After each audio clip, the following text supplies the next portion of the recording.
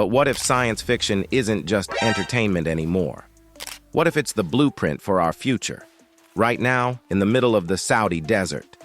Because to build something this ambitious, it's not just about money. It's about redefining what's possible when ambition knows no limits. Welcome to the Line, a city that's 170 kilometers long, 500 meters tall, and entirely powered by renewable energy. Sounds unreal, right? Let's break down whether this futuristic dream can actually come true. Back in 2021, Crown Prince Mohammed bin Salman unveiled a vision so audacious that it seemed straight out of science fiction. A city without cars, roads, or even traditional neighborhoods. A 170-kilometer-long urban masterpiece designed to house millions while being entirely powered by renewable energy. Dubbed The Line, this project was the crown jewel of Saudi Arabia's Vision 2030 initiative. In January 2021, the Crown Prince of Saudi Arabia introduced The Line to the world.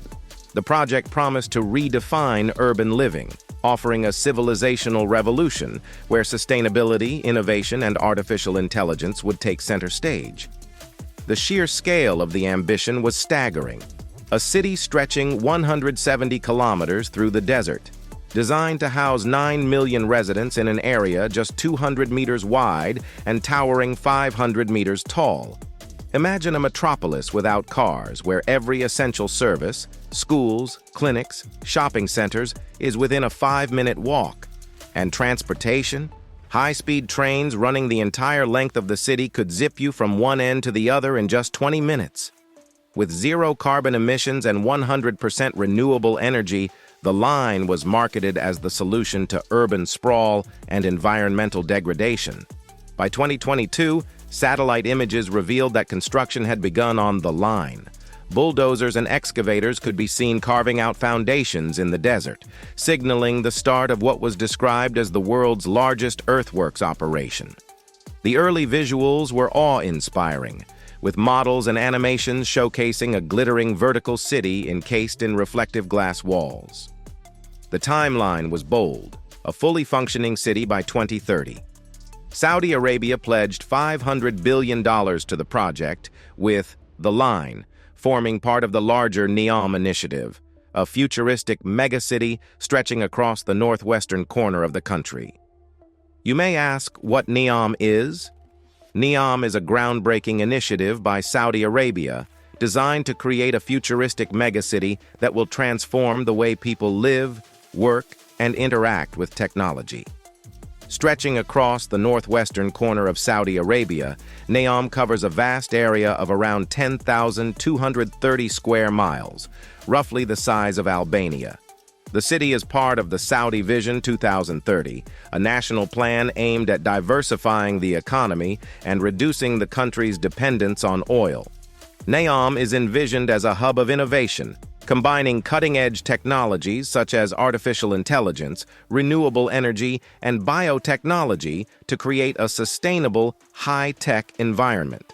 At the heart of the NEOM project lies The Line, a revolutionary city model with a focus on sustainability, connectivity, and livability. The concept of NEOM and The Line is not just about building a city, but about creating a new way of life. It's about integrating technology with nature, making it an eco-friendly city powered entirely by renewable energy. This was more than just an engineering feat. It was a symbol of Saudi Arabia's ambitions to diversify its economy beyond oil and position itself as a global leader in innovation and sustainability. The Line infrastructure development, along with its focus on tourism, religion, and sports, is a crucial aspect of Saudi Arabia's Vision 2030. A major part of this transformation is the creation of Qadiyah, an expansive entertainment, sports, and cultural destination near Riyadh. It is set to attract global visitors by offering world-class amusement parks, sports facilities, and art galleries. This development aims to rival global hubs like Disneyland, providing a wide variety of attractions for all age groups. Additionally, the King Salman Park is planned to become the world's largest urban park, combining nature, culture, and recreation in a vast green space that will promote sustainability and improve the quality of life for residents. Religious tourism also plays a significant role in this transformation, with projects like the Masar destination in Makkah focusing on enhancing the pilgrimage experience for millions of visitors. This multifunctional development blends modern infrastructure with the city's religious importance, ensuring both accessibility and the preservation of its sacred atmosphere. Likewise, the Ruwa al-Madina project in Medina seeks to modernize the city while preserving its spiritual essence, aiming to host more visitors annually. In addition to the infrastructure developments, Saudi Arabia is also prioritizing environmental sustainability in these ambitious projects. For example, both the Masar and Ruwa al-Madina destinations are designed to incorporate energy-efficient practices with solar energy and other sustainable technologies integrated into their planning. These efforts are in line with the kingdom's goal of becoming a leader in green energy and sustainable urban development. Furthermore, by promoting local talent in sports, arts, and entertainment, Saudi Arabia hopes to foster a thriving cultural scene that can compete globally. The influx of tourism and the creation of thousands of jobs will further stimulate the economy, contributing to the kingdom's long-term diversification goals. Fast forward to 2024, and the ambitious dream of the Line is facing some serious reality checks. The grand vision that once seemed like a futuristic paradise, an entire city built in a straight line stretching 170 kilometers, might be shrinking significantly. New reports suggest that the project could be dramatically downsized, with plans shifting toward a mini-line, a much smaller version of the original concept, spanning just 2.4 kilometers. You might be wondering why such a drastic change? Well, it all comes down to the challenges of turning this $1 trillion idea into reality. It turns out that the cost of excavation, construction, and technology integration is much more overwhelming than originally anticipated, even for a country like Saudi Arabia with its deep pockets. The Public Investment Fund, PIF, which is financing the Line, is reportedly feeling the strain. What was once considered a limitless resource is now being stretched thin by the sheer scale of this mega-project. And while the Saudi government has made grand promises, the search for foreign investors to back the project hasn't been as successful as expected. Why?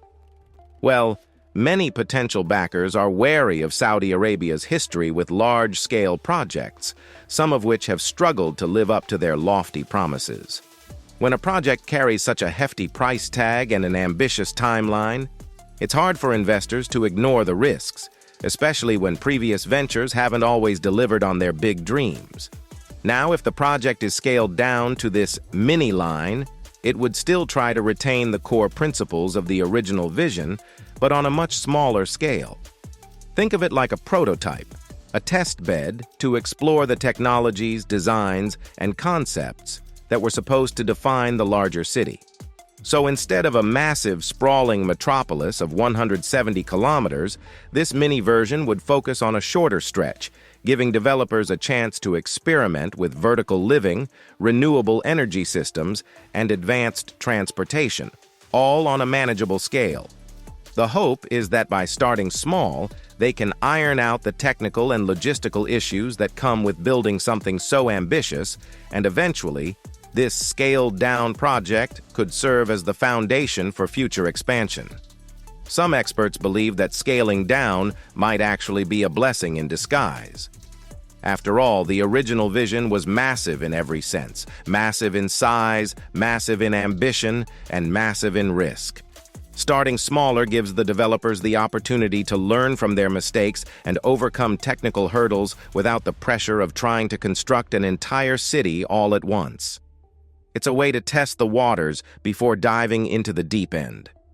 If they can get the mini-line right, then scaling it up in the future might be far more feasible, both financially and logistically. When you think about a project as ambitious as the Line, One of the biggest challenges isn't just the vision, it's figuring out where in the world to actually build it. And of course, that's not a simple task. Selecting a suitable location for a futuristic city of this magnitude is like trying to find the perfect spot for a masterpiece while keeping a million other factors in mind. As of now, excavation work is already underway in 2 primary areas, but each site comes with its own set of benefits and challenges. The first location is on the western edge of the country, near the Gulf of Aqaba, close to Saudi Arabia's coastline. This area makes a lot of sense for several reasons. First off, it's right by the water, which immediately gives the developers access to the Gulf's natural resources. It also offers easy access to shipping routes, which would be critical for moving goods and people to and from the city. Additionally, there's already some existing infrastructure in place, such as roads and utilities, making this area a convenient starting point for the first phase of construction. For a project of this scale, it's always a good idea to start with a location that's already relatively developed, and the western section near the Gulf seems to fit that bill. Plus, the coastal area's potential to connect to international markets adds an economic boost that makes it an attractive starting point. On the other hand, there's a second site that's located further inland, closer to the Neom community.